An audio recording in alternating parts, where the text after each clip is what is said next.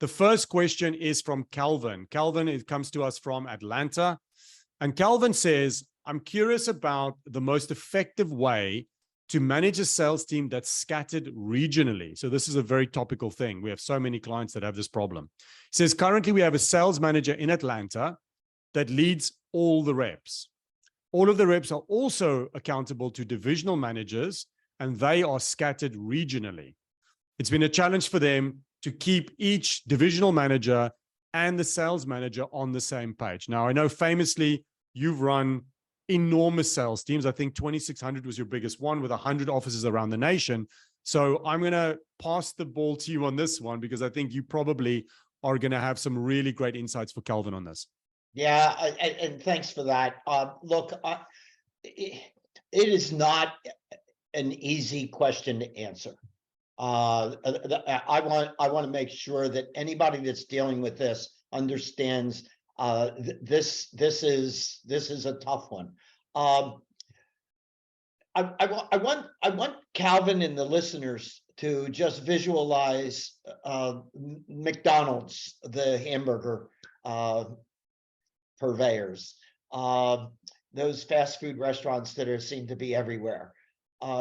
There's a corporate office of McDonald's where the leaders are trying to build a culture.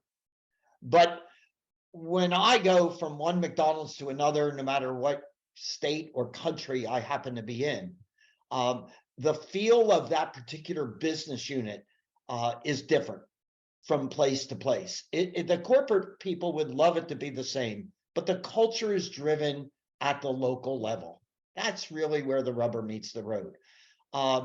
And so the division manager or local manager compared to the national sales manager is an easy call for me to some degree. And that is, I want it to reside with the division manager, the more local manager, rather than a national sales manager.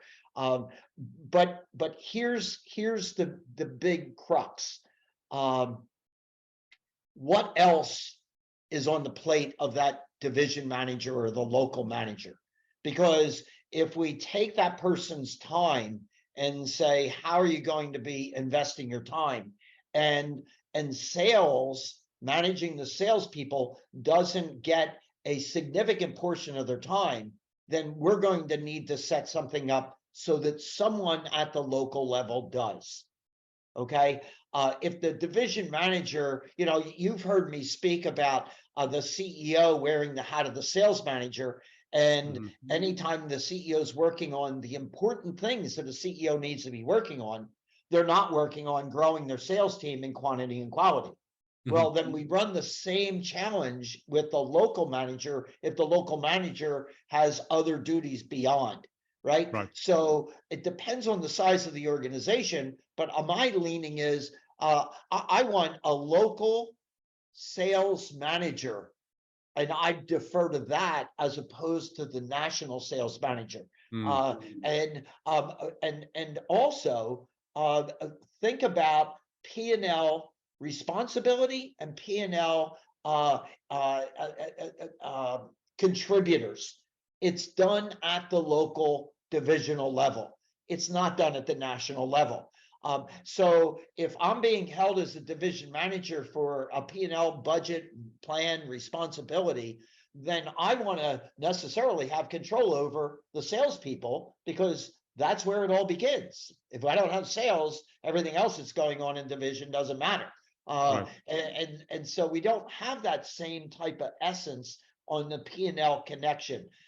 The other thing that argues for the local or division level responsibility on the sales manager side is belly to belly. The national sales manager is not going to be belly belly with salespeople spread out throughout, if you will, the nation. And so there's got to be a sales management structure in the organization that's more than a national sales manager. So I'm arguing for local, but again, as we go local, I don't want to get diluted to the point where there's hardly any time spent recruiting and getting my salespeople to be better. The sales leader's job is to grow salespeople in quantity and quality. Who is doing that? And I don't think it's happening at a national level. It's got to happen at the local divisional level. Yeah, no, I love I love that. And I think the only thing that I would add to this, Calvin, is proximity is power, which is, kind of what Jack is saying. And then what I mean by that is, I don't know how big your sales team is and how many people you have distributed across the nation in these regions, but certainly clients of ours that have got reps that are distributed, we encourage our clients to get the reps together. If it's too big a force to get them all in one place, then do it by region, but you need people to be rubbing up against one another. There is real power in proximity. There's real power in your managers being able to observe salespeople in the flesh, particularly when they're not just doing their day-to-day work. Take them out and just observe them socially. Your champions, your natural leaders will identify themselves amongst their peers. One of the biggest challenges that we see with distributed sales teams these days is spotting talent and talent development, because now that a lot of reps are also working remotely, and I don't know if that's the case with you, you didn't specify, what we're finding is that when your only communication is remote, is virtual, then it's sterile, because it's planned, it's scheduled, it's on Teams or Zoom or whatever it is, and you're never really getting a sense of the human being. So I want to encourage you, as Jack says, to localize your culture, but also, if your salespeople are not all in one place, make efforts, spend money on getting them together multiple times a year so that you have that proximity. You have that fairy dust of the really great people is rubbing off on the others, and you don't have sterile communication.